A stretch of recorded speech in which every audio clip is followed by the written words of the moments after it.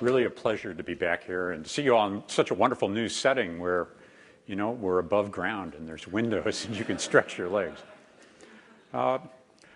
My hope is that this time is your time and we talk about topics that are really of interest to you. So this is going to be much more of a discussion, hopefully not a lecture, and we'll drive it off topics and questions that are of your interest. I have prepared a few slides that we'll get to eventually that says something about Kleiner Perkins, but more about where we see major opportunities. But I want to get to those after we've filled out this whiteboard. The topics I thought would be great to start with included any questions you may have or discussion about your career or the next big thing or mobile and the web. Thank you. Energy, startups, venture capital, Kleiner Perkins, education, policy, global change. We could discuss some personal topics if you want. I can offer some hot stock tips, that's HST, and other. We can put in other categories. Really, this is your time, so let's begin now. If you put your hand in the air, I'll recognize you, and I'd love to get your name and then a question. And thank you, mic runners. We'll try to do it with the mics, but I'll probably go faster. Thanks. Hey, John. Thanks for coming. My name's Mike Volpe. I'm a second year here. My question is around the advancements in the production of unconventional natural gas and how they may have impacted the thesis in clean tech investing, and then whether Kleiner is still bullish in that area and will be raising future funds. Natural gas, clean tech, energy innovation. Great question. Another one, please. Yep. Hi, John. I'm Kadir Anomaly, MBA 1. I had a question about mobile payments and specifically around NFC and sort of why, like, although NFC has been here over the last like 3-4 years, like it's not been adopted en masse. Okay. Mobile payments, NFC. Great question. We have one up here. Thank you. Up top. Who is a CEO who you think is doing most things right, and what are those things that they're doing right? My favorite CEO. And your name is? Senya. Okay, I'm going to put that under startups, all right? But certainly some of the CEOs who I'm fond of are running something more than a startup. We've got a microphone here and a question. Yes? Yes, sir. Hi, I'm Neil Sangal. I'm a JD MBA here. And my question's about your career and the value that your time in industry at Intel added to your career as a VC, and if the you value of Intel. You would do that again. Great. Thank you for asking about that. Question over here. Yes, sir. Hey, Steve Grossman. I'm a first-year MBA student. I'm just curious as to what advice you gave the president as part of your advisory role, and which of it he took. Well, I'll answer part of that question. Advice to POTUS. Yes. My name is Tomi Pajarin. I'm visiting Stanford. You have been attributed of saying that it takes $25 million to develop a VC as a person, as a career person. Yes. I wonder how you take this. Now people are talking about establishing their new website servers for $100 a month. In this new environment, what's your view? If you would estimate like a medium-sized venture capital fund, what would it take to be a partner financially and also perhaps in terms of number of deals that you have gone through? Right. I'm going to answer that right on the spot. What I meant is to be a successful VC, you're going to lose money. So it wasn't the size of the fund. And the losses would be about equal to what it would mean to crash an F-16. And that was around 25 million at the time. But there's a good question that builds on that. Yes, sir. Great. Hey, John. My name is Tony. I'm a second year here.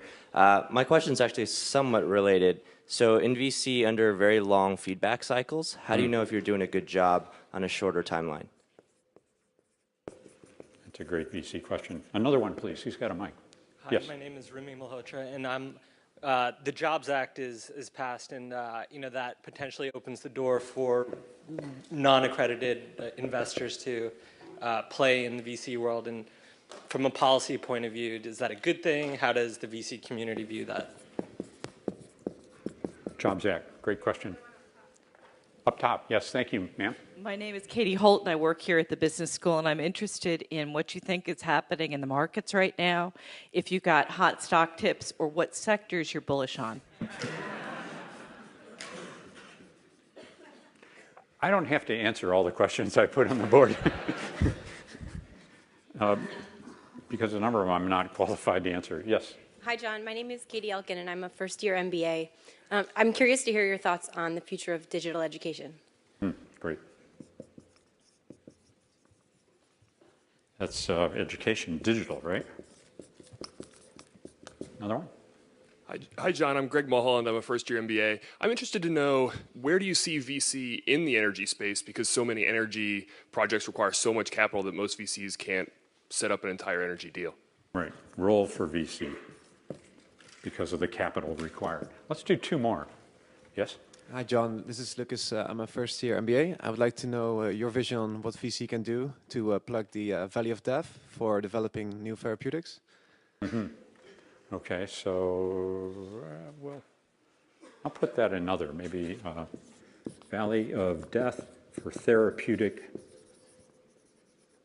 innovation. Who else has a mic? Hi. My name's Jonas. I'm a first-year MBA here as well. I don't know whether you can see me. I'm back here. And my question is whether you think there are enough frighteningly ambitious startups around at the moment. All right. So, are there enough disruptors? You know, folks who want to put a big dent in the universe, as Steve Jobs would have said. So let's do this. Hold other questions and, in fact, gather them as we go along. Because if this goes according to plan, we'll have another 20 or 30 minutes to have more interaction. I want to take on a couple of these at first, and then tell you a little bit about Kleiner Perkins and where we see opportunities. I think a place to begin is with the value of Intel for me. And it was formative. It was the most influential thing in my career other than my father. And I went to Intel at a time when it had a couple of hundred employees as a summer student. I fell in love with the place. I even somehow, as a summer student, talked my way into Andy Grove's first course at the company, which was called Intel Organization, Philosophy, and Economics. And even at that time, I could recognize this was a very well-run company, very aggressive, very disciplined. And many of their practices I've tried to take to our partnership and then other companies like objectives and key results, which Google has adopted for everyone, or how you do performance reviews and performance management. In Andy Grove's little book, if you don't have it, High Output Management, I think is one of the best books available on management. So Jim Collins says there's a return on luck. A lot of life is luck, and I'm one of the most luckiest guys in the world that I landed at Intel instead of at, I mean, I was thinking to go to work for Burroughs because I thought their computer architectures were pretty good, and they went straight out of business. So this generalizing, this value, I think, of operating experience in a rapidly growing company where you're going to learn from the people who are there, that's a key element of career advice that I'll be giving you. A number of the other topics I'm going to address in these slides, so maybe if we could cut to those. If you'd go to the PowerPoint, that would be ideal. So I'm one of the partners at Kleiner Perkins, Caulfield & Byers. People would think I run the place. I do not. I get one vote around the table in what we invest in and in what we do. Our partnership is, I think, unique in Silicon Valley in that we're not a quantity shop. We're trying to invest in the most things. We're, like Stanford Business School, more interested in quality, and in particular in the entrepreneurs who are disruptors, the ones who want to change the world and make a big, bold difference in what they do. We also invest across a spectrum of technologies and stages of companies, and I think that's resulted for our partnership in really a pretty impressive array of companies. I've just selected some of them. Some of them here are newer. Some of them are older, like Genentech, which pioneered the life sciences industry. But whether you're looking at Coursera, which is the newest of these investments, we made. It's been out in the market for 11 months or so. Twitter, which is the largest check we've ever written to back the company. Amazon, Google, these are companies that we're incredibly proud to be associated with. Not so much for their IPOs, but the thing that impresses me the most is the number of jobs that these innovators have created, with over half of those jobs being in the US. Almost all of them, most of them, when they get to any scale, become global companies. Now, I've done this work together with 18 other senior investing partners at Kleiner Perkins. We're in 3 fields, so you can figure that's about 6 partners per field. 6 partners for life sciences or for digital or for green. It's not quite evenly divided, but we're investing in 3 areas. One is the life sciences or biotechnology. I refer to that as BT. Another is new energy technologies. Think of that as ET. And then there's information technologies, IT. So BT, ET, IT, all driven by innovators, all investing against an initiative, a thesis or a theory or a passion that something important new is going to happen. And I do want to tell you, since we're doing big, bold things, these companies can fail. Even whole initiatives can fail. And that's okay with our limited partners. They have a number of managers and venture investors, and they'd like us to swing for the stands. Let me say one other thing. Of these 18 or so senior partners that we have, 4 of them are alumni of the Graduate School of Business. I applied. I've audited courses, but I didn't quite make the bar to get in. I want to focus on IT, not so much on BT or ET. And it's because, as the dean said, you and we are extraordinarily fortunate to live where we are. This is ground zero. Within 20, 30 miles of here is most of the world's innovation in most of the technologies that have changed the world. It's really remarkable. And I can't imagine Silicon Valley without Stanford University. There have been 3 huge waves, I think, in the information technology innovations during our lifetimes. The first was when Intel popularized the microchip in the 1980s, and we saw it as the personal computer era. Companies like Microsoft and Apple Computer grew out of that. 15 years later, in 1995, we embarked on the second great wave, and that was the internet. And it led to companies ranging from Netscape to Amazon.com. And I want you to know, through the worldwide economy, most leaders and most businesses were terrified. They could not understand what it is that internet would do to their businesses. Coincidentally, run the clock forward 15 years further to 2010, and there's a third huge revolution underway. And it's driven by mobile devices, by the special properties of social networks, combined often with those devices, in the transition to the cloud. And we've seen leaders emerge, like a Facebook and a LinkedIn. I've highlighted here some of the companies that we're investing in those areas. The combination of mobile and social and cloud coming together is like 3 tsunamis converging. So their effect is multiplicative, not additive. And that's why I think there's such extraordinary opportunity. Look at the trends just here in mobility. I want to start with the growth of the iPod from the first quarter it was launched, the first device that made Apple a mobile computer company. Compare that, if you will, to what happened with the iPhone. That's the iPhone relative growth compared to the iPod in the beginning. And now layer on top of that, if you will, the iPad. And look at that growth relative to the other 2. What's happened at Apple Computers, remember, there was no iPhone 6 years ago in 2007. There was no App Store 5 years ago in 2008 at this time.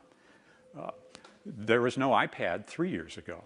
And in those 3 innovations, Apple has created a new business, several new businesses that are running at $100 billion a year of revenues.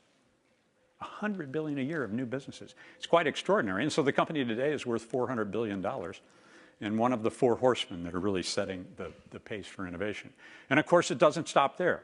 If we go from Cupertino to Mountain View and visit our friends at Google, that's the growth of iPhones, right? Look at the growth of Androids in the same quarters. So there's something really extraordinary going on that's creating enormous opportunities in and around mobility.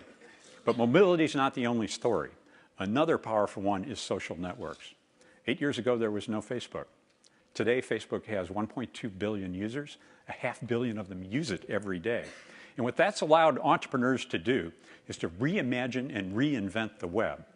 Every application, every service is now being recreated in the form of mobile and social. So we're moving from the old web of documents and websites to the new web based on people and places.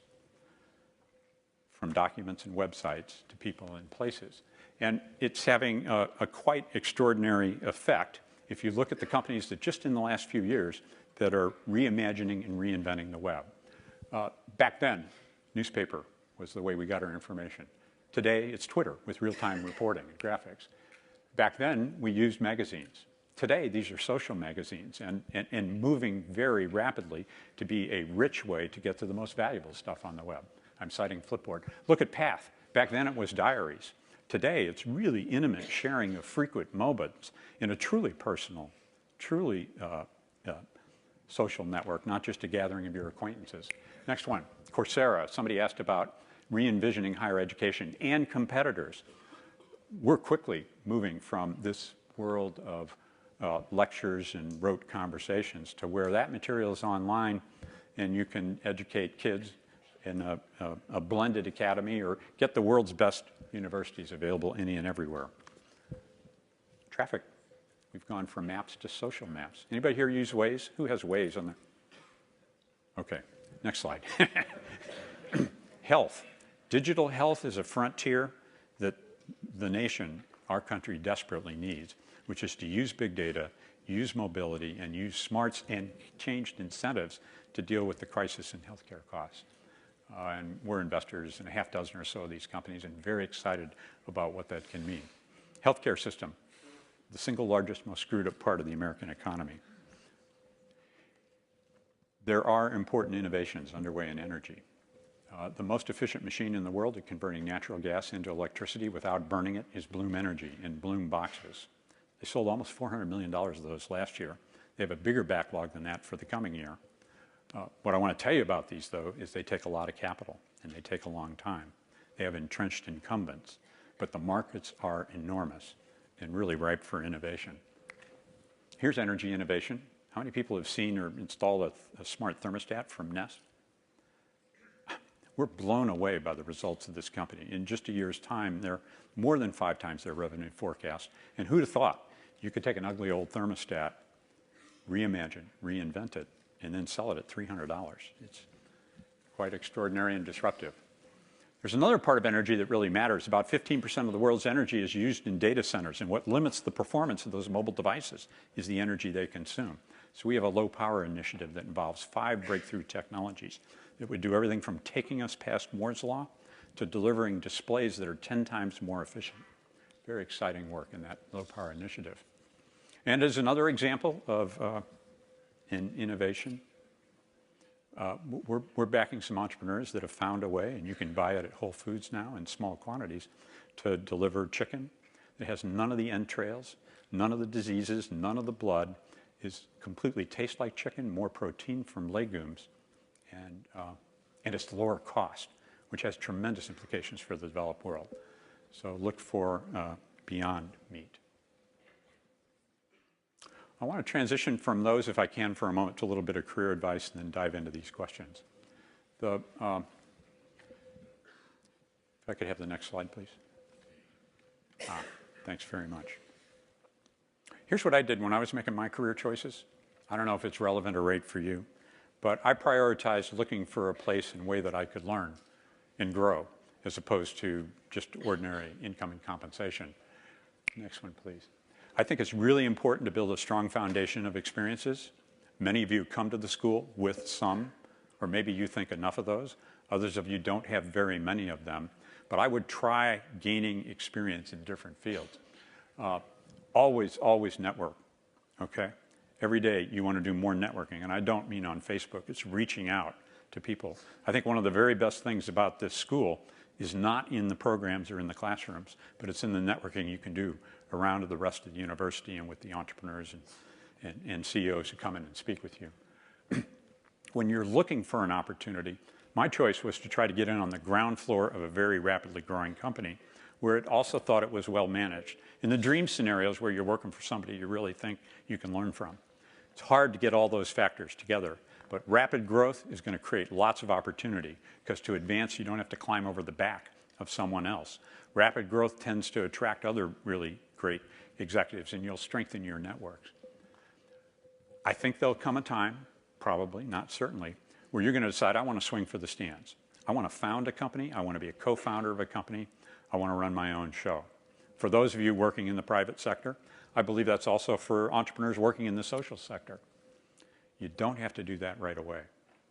There's always going to be a demand for outstanding leadership. And on the other hand, I don't want to discourage you. If you happen to be the next Mark Zuckerberg, I'd like to meet you right after this conversation. And I think across all these factors, one of the most important things you can look for is the culture of the place you're going to join. Culture really matters. Culture has to do with values. And in my years in the Valley, I've seen there's companies with really cultures that appeal to me and others that do not. I don't want to make a judgment about these, but just have you be tuned up for them. My partner, Randy Komisar, wrote a book. He teaches over at the engineering school called The Monk and the Riddle. Great book for you to read about Lenny and his startup venture, funerals.com. But he contrasts the difference between mercenaries and missionaries. And the difference is really very profound. The mercenary cultures are quite driven. And paranoia is kind of at the heart of what drives them. I would frequently have arguments with Andy Grove. Andy would say, only the paranoid survive. And I'd say, hey, Andy, paranoia is a disease state. You know, that may not be the best way to motivate. Because instead of paranoia, you can have passion for what you're doing. Paranoia pushes you forward. Passion draws you into an opportunity. It's the difference between opportunistic and being strategic, or the difference between mercenaries and missionaries is the difference between the pitch and the deal or forming a real partnership. This difference can be seen in the time view that you have. Is this venture on a sprint to go build the next Instagram as fast as we can? Or are we going to take a very long view, the way Jeff Bezos does at Amazon.com? I'm not judging one or the other as right or wrong, but it's an important dimension. Are you going to obsess on the competition or obsess on the customers? Are you going to set up the culture so there's a kind of aristocracy of the founders who really call all the shots? Or do you want a meritocracy where you can get all the ideas on the table, have the best ideas win? It's the difference between focusing on the financial statements or the value statements. I think it's the difference between whether or not you're in a culture where there's a lot of loners and you're on your own, or there's a real emphasis on mentoring, on coaching, so that the whole team gets better. I think it's the difference between an attitude of entitlement, which I find unappealing, or the Hewlett-Packard idea that people go there, they make a contribution, it's recognized, and that makes everybody more effective. In Randy's book, he calls it the difference between the deferred life plan and a whole life, one that really works. My take on this is it's the difference between a lust for making money and a lust for making meaning as well as money. And any entrepreneur that comes to tell us that they're not interested in making money, these are the enterprise for-profit entrepreneurs, I usually don't believe them. But I think you can achieve success and significance, not just focus on success, by choosing what it is that you choose to do. Here's my last thought on this topic. Anything that you want to do a consequence, I believe you're going to do with others. And what this school is all about is helping you grow and be more capable as a leader. Ideas, I worship at the altar of ideas. You know, innovation, I'm a junkie for it, and I'm sure you're attracted to it as well.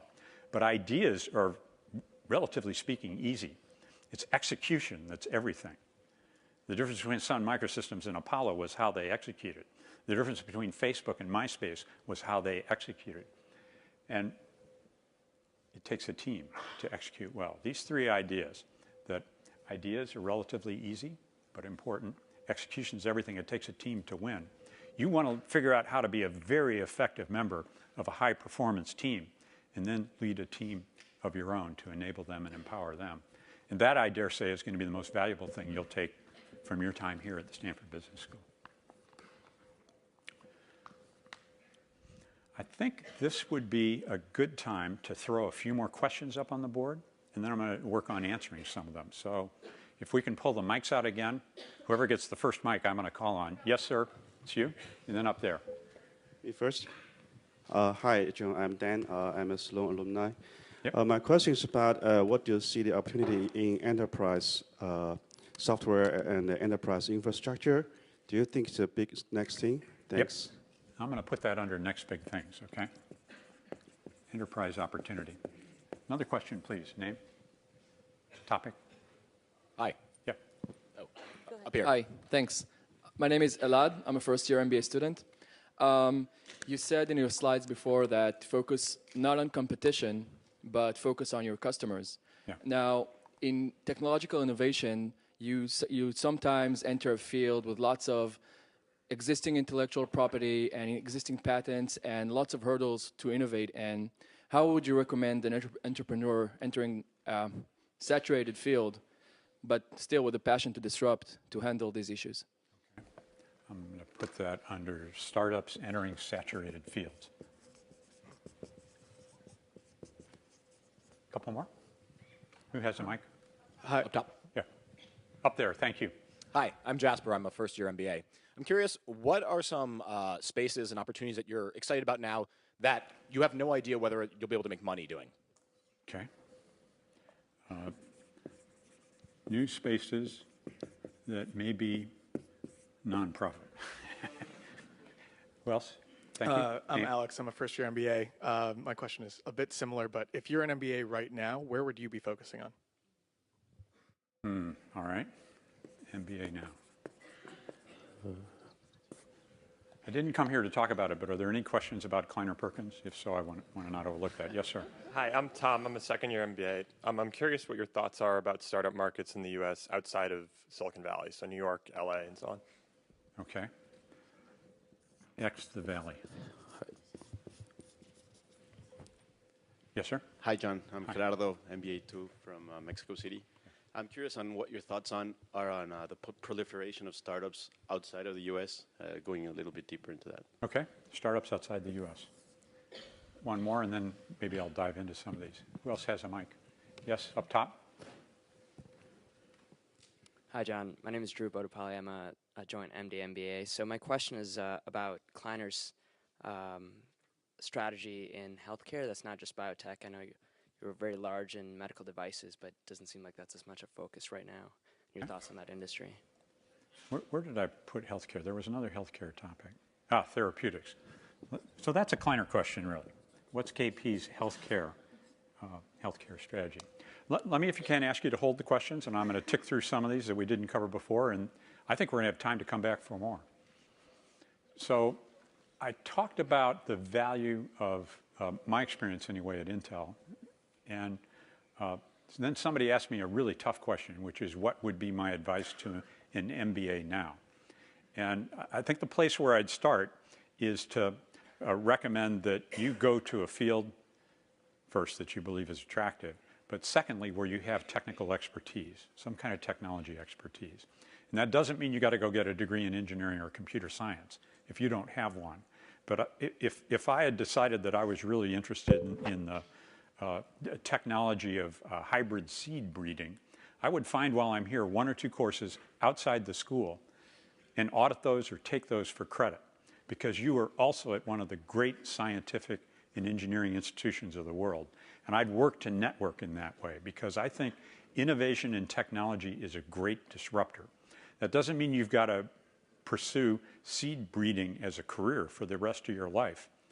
But I must tell you, all the CEOs that I know or startup executives who are trying to lead and run technology companies and who can't program or don't have some grounding in the technology, they regret that. So that'd be one piece of advice. The second thing is I would, as I said before, network like crazy. I hate to say this with the dean here, but I don't think your grades at Stanford Business School matter. What matters is going to be the of course, they're important. But I think the quality of the networks and your hunger for learning and figure out how you're going to make a difference in the world is, I believe, more important than those. Is there any third advice? Okay, so this is out of the professional domain, but I am convinced, without doubt, and it goes without saying, that the most important decision you'll make during, say, your 20s is who it is that you would choose to spend the rest of your life with. So don't give that short shrift.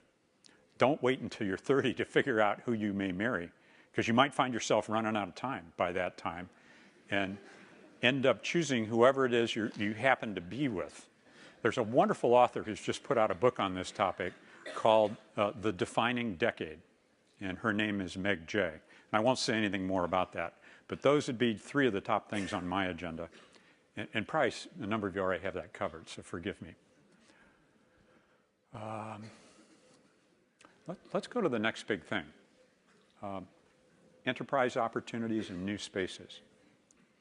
There's a revolution underway that's almost as big as mobile, and that's the move to cloud computing. And enterprises initially resisted this, and now they're embracing it. The estimates are that we're going to go from zero cloud revenues, which is when Amazon Web Services started here a few years ago. We held a reception with Jeff Bezos, to $270 billion by 2020. That's an enormous, just services, that's an enormous shift in how computing is done. So I think the cloud, fundamentally for economic reasons, is going to transform how we compute around the world. And that has consequences in terms of the architectures for cloud computing, the software. Systems are now being built to scale horizontally in services as opposed to go vertically. And the opportunities ahead are fantastic. I have a couple, actually 3 partners at Kleiner who focus on this. Sorry, 3.5, including Mike Abbott, who is the guy who went to Twitter 2 years ago when the fail whale was always coming up. Do you know what I mean? And he did 2 remarkable things. The most impressive was in 18 months' time, he personally recruited 300 top engineers in the toughest recruiting market in the world, which is San Francisco. And then he organized those engineers to stand up that service. So it's scaled as they've gotten to 150 million, even more users without going down. We took a bet on him. That's when we invested, when he arrived. And I think it illustrates the power of those cloud technologies. And also something else I said, which is the new currency is engineers. They are what are very dear. And I think that's true whether it's in computer science or whether it's in life sciences or whether it's in energy innovation, which goes back to my recommendation to you, which is don't be afraid of technology if you're not an engineer or a technologist. Dive in there, audit those courses, figure out the publications you want to read. You know, Bill Gates graduated from Harvard without a degree at all, and he self-taught himself to be an expert in vaccines. So you can do this. What are the new spaces, the big wide open ones that we're looking for anyway? Well, I'm not going to tell you about all those, but there are some we talk about, and every year we go off and we look out 3 to 5 or more years in the future. Our partner Bill Joyce sees even further than the rest of us. He looks around corners. But in each of the areas that we work in, for example, in healthcare technologies, we think it's possible now to build very targeted therapeutics with something we call a tiger team, where our venture doesn't go through the long, expensive clinical trials, but takes a technology right up to that point and then sells it in a very novel way to a large pharmaceutical company. That's exciting. So, as I said already, is digital health. In the area of energy innovations, my particular passion is batteries. It sounds pedestrian, but storage is the holy grail. If we could, together, make a battery that had 3 times the energy density of today's batteries, that would mean it would weigh 1/3 as much and cost 1/3 as much. And if that was the case, electric vehicles without subsidy would be cheaper than gasoline vehicles. Think of that. We backed 4 battery companies. Some of them look promising. I don't know if any of them are going to work, but it's showtime. We're going to figure out in the next year or 2.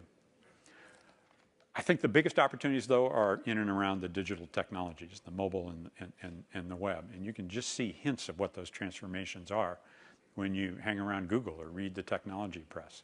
How many have been in a self-driving car? It's an extraordinary experience. It really is.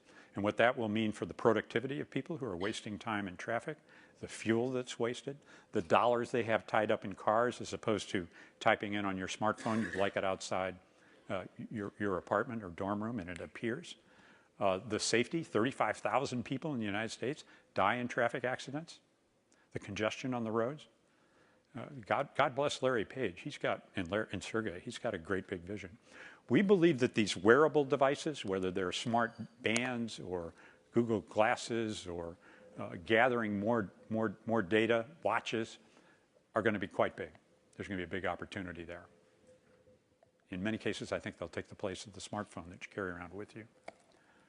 I'm particularly passionate about innovations in education. I think the second largest, most screwed up part of the American and the worldwide economy is public education. And in particular, in about 20% of those schools in our country, we are killing the kids.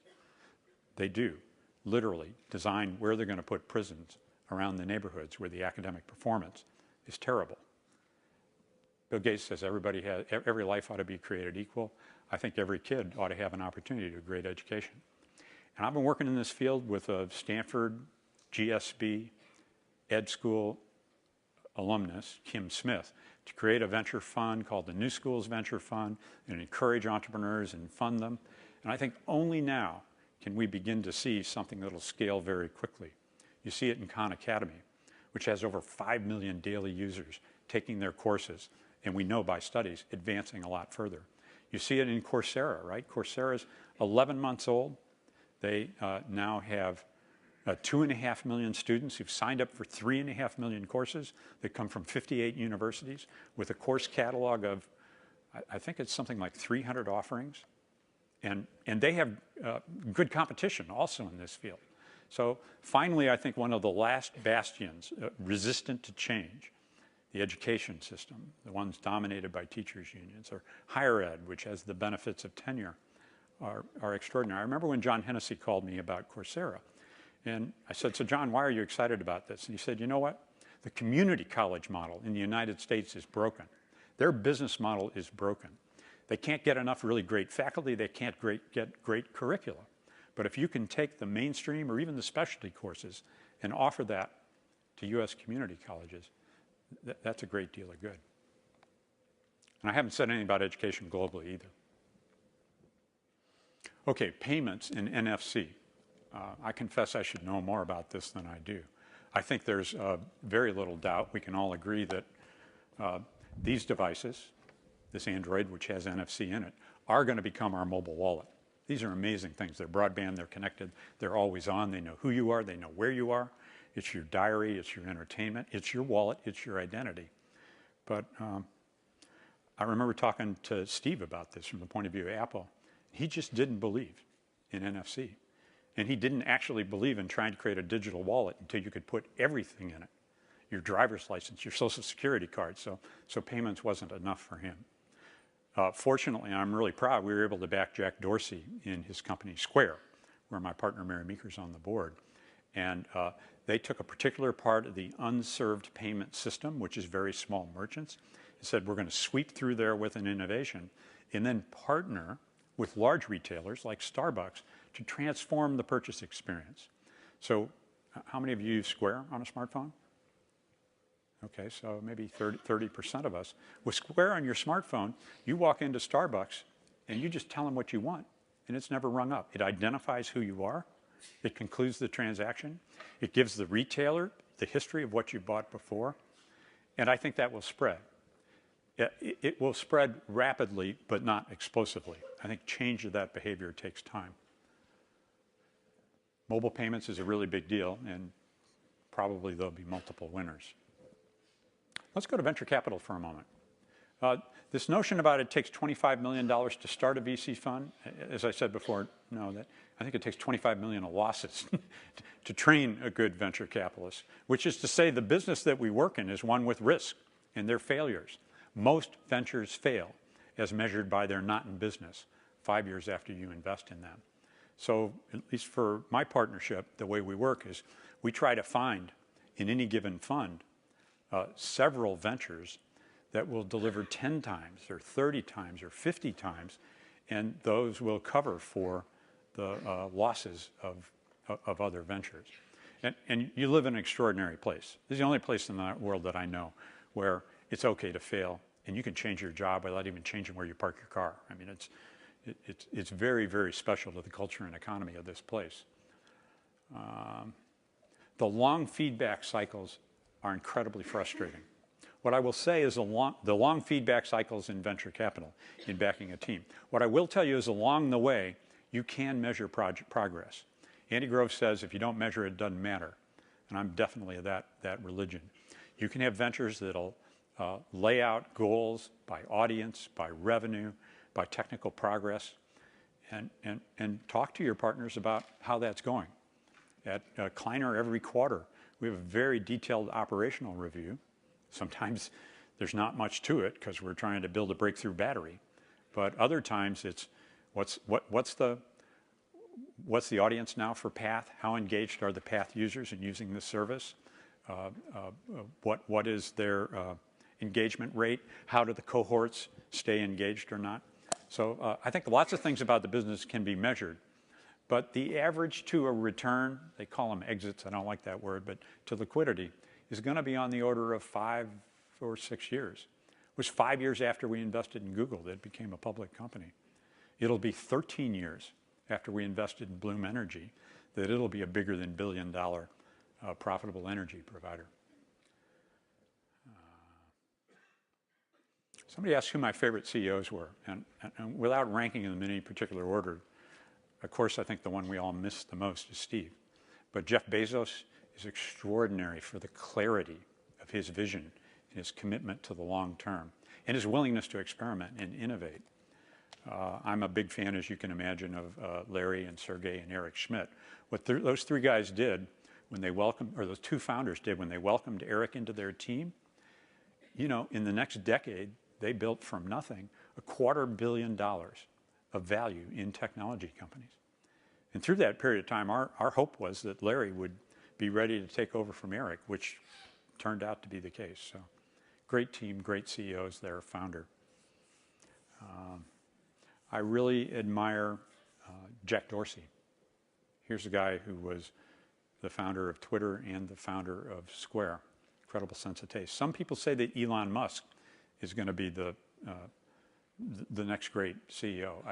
It's extraordinary what he's done, right?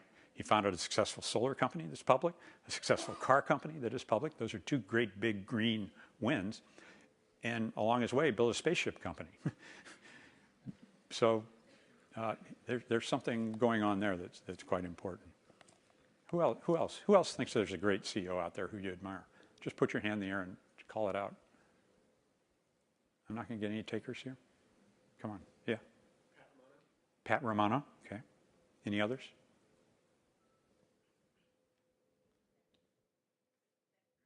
Yep. Mark Benioff. I think Mark's fantastic. Among the new generation of CEOs, I'm a huge fan of Mike McHugh over at Flipboard, and Dave Morin, one of the younger CEOs that we backed at Path. I'd watch these companies. I think they're going to do very well. Hey, Tony Fadell, who built Nest Company and did the iPod before that. So, favorite CEOs, disruptors. What do you do if you're going to be in a venture that's got saturated competition, lots of entrenched competitors? Do you then obsess on the competition instead of on the customer? I'd suggest no. I'd suggest you do something else.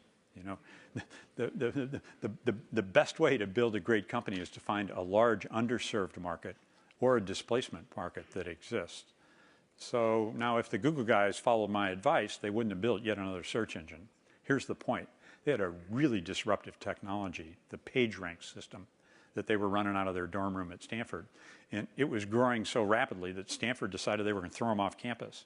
It was a real load on the network. So they went down University Avenue to the office above the ice cream parlor, and the rest is history. But I really think there's wisdom in this. Jeff Bezos says this: I'm going to obsess on my customers, not my competition, because if I serve those customers better than the competitors, I'm going to win.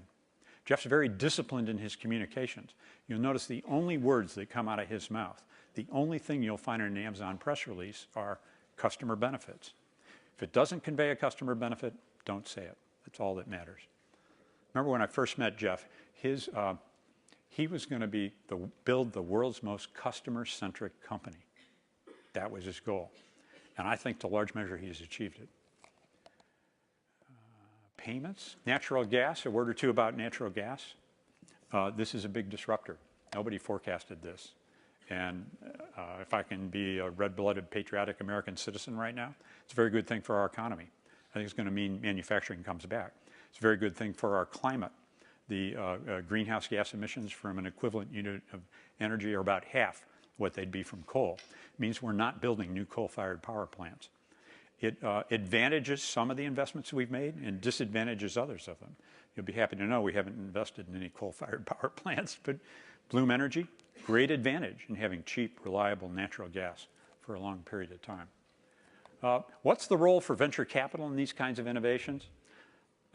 Look, we've learned some lessons along the way. We started investing in green energy in 2007, I think. And some of the projects were capital intensive. And of those projects, some of them I wish we didn't do. We made mistakes. So but others that are capital intensive, like Bloom Energy, I think are going to be huge winners. So remember that slide I put up at the end? Ideas are easy, execution's everything. It takes teams to win. The great difference between the successful ventures and the not successful ones in green, whether or not they're capital intensive, is how they execute. Elon Musk executed with Tesla incredibly well in a capital intensive car company. It's worth $4 billion today. So execution's everything. Nonetheless, I think if you're going to invest as a venture capitalist in this field, you better pick the low capital projects, and you better build a broad base of investors and get strategic alliances to help get to the market. These are incredibly large markets. It just takes time to get there, time and smarts. This is the personal one. That was mostly hot stock tips. And to the question, what I think was up there is, so John, what's your financial forecast for sectors in the economy? I don't know. I'm not going to be able to help with that. The dinner with the president. What was the advice to the president that came, not so much from me, but all the executives who were around the table, who included Carol Bartz and Larry Schmidt and Mark Zuckerberg and Steve Jobs. We put Mark on the right of Steve.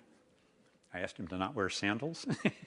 and on his left was Steve. And it was a very free-ranging conversation with an incredibly bright leader of the country.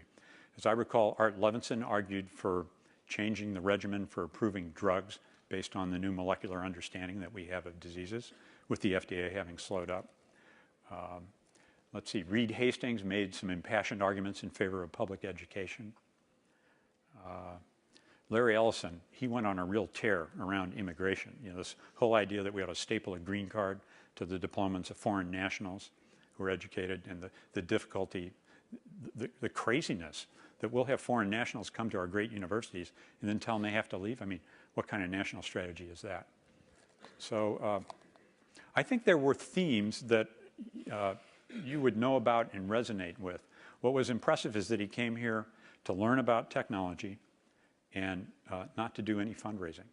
Came for dinner and then went up to the Pacific Northwest. The Jobs Act is something that came out of the President's Jobs Council, and Steve Case deserves enormous credit for driving that through Congress in a bipartisan way, in a Congress that really didn't do anything. There's three components of that. The first that I really cared about was reforms in how you go public, so you're not subject to the withering criticism that a Groupon, for example, had to endure. Now you can file, not have all that information be public until you decide you're really going to go out for an offering. They also changed some of the overreaches, I believe, from the Spitzer era around disclosure and analysts. There's a couple of other parts of the Jobs Act that it's going to remain to see what happens. There's people who are predicting there'll be a lot of abuses when any entrepreneur can raise $1 million off the web, essentially. But here's what I believe. Our country ought to have more entrepreneurs. We ought to have more capital that can get to entrepreneurs and more innovation. So I'm glad this act was passed, and I think any corrections that need to be made can be done on a regulatory basis. We're coming quickly to the close of our time, so I think what I'd like to do is ask for 3 more questions, just those 3, and I'll try to answer them right after you pose them. You got a mic there. Thank you. Hi, my name is Josiah. I'm a second-year MBA. You mentioned and you showed us the growth of smartphones and then tablets. Yeah. I'd be interested in your thoughts on what you think the next screen is going to be, and when how far behind we are in terms of that next growth trajectory for that specific screen, whether it's home television, Google Glass. So I think the next great screen is going to be the second screen in the living room, and Apple does not yet own the living room. Neither does Comcast. We've backed some entrepreneurs who hope to build services in advance of those screens coming out. Maybe they're going to be Android tablets. I don't know, but I think that's the most important next screen. If your question was about the screen display itself, there's this company called LuxView that's figured out a way. Did you know 90% of the power that goes into a screen today is wasted? There's this backlit emitting device, and then it goes through all kinds of filters. Well, if instead you have a technology that can put down tiny LEDs, 2 of them per pixel, and they directly emit the light, you get 10 times greater brightness out of that device, and it's flexible. It can fold. So you can see it vividly out of doors. That's what LuxView is making and building, and it'll transform the biggest source of power consumption in the devices. Thank you. Hi, John. I'm Lance. I'm a PhD student here, and I'm curious to know what you guys aren't interested in, either because you think there's been overinvestment or because the impact of technology is overstated. That's a good question. We're not interested in the next relatively inconsequential, anonymous social dating site that will allow you to get laid before you get to the end of Palm Drive. We've ruled those out. We can't do everything. So there are some venture firms that are focusing on, for example, retail technologies. There are venture firms that are investing broadly in diagnostic devices, which we did at a period of time and we've stopped investing in. We're generally not investing in new hardware, but Nest would be a counterexample. Whatever rules I tell you, I want to tell you are just guidelines. The key to my business is every year we receive 3,000 proposals from entrepreneurs. We read them all.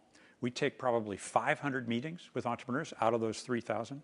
And the first thing we read, by the way, is the back of the proposal to look at their resumes.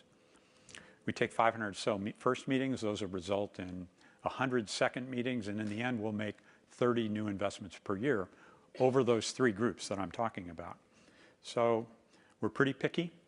We measure ourselves on how many of the investments we see that our competitors have made. We do a 6-month retrospective. There's half dozen competitors we pay attention to. We are seeing right around 50% of the investments our competitors make, and our goal is to drive that to greater than 60. It's been improving about 10% a year. Then we measure how often we think we make the right decision. I'm not going to reveal that number, but I will tell you when we decide to compete for an investment, we measure that, and we win 80% of the time. So we're not trying to work on that ratio so much as coverage and better decision making. I'd like to close with 2 thoughts.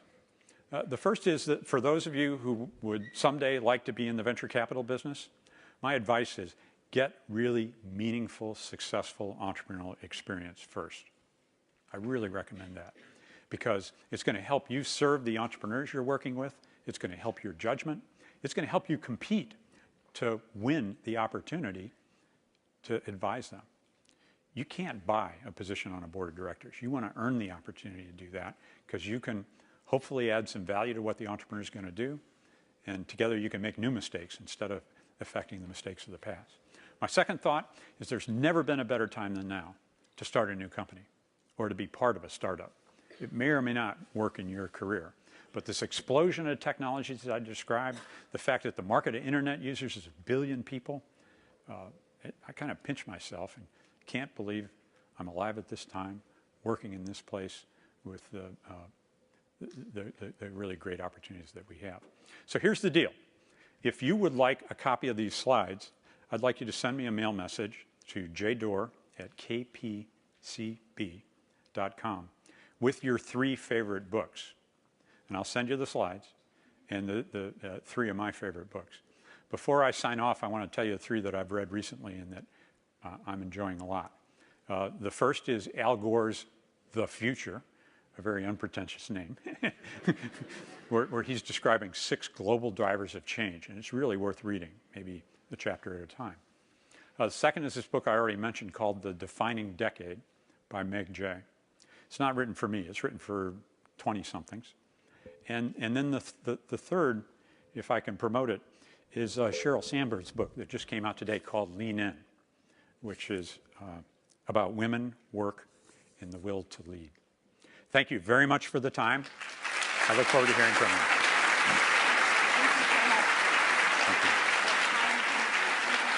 Thank you.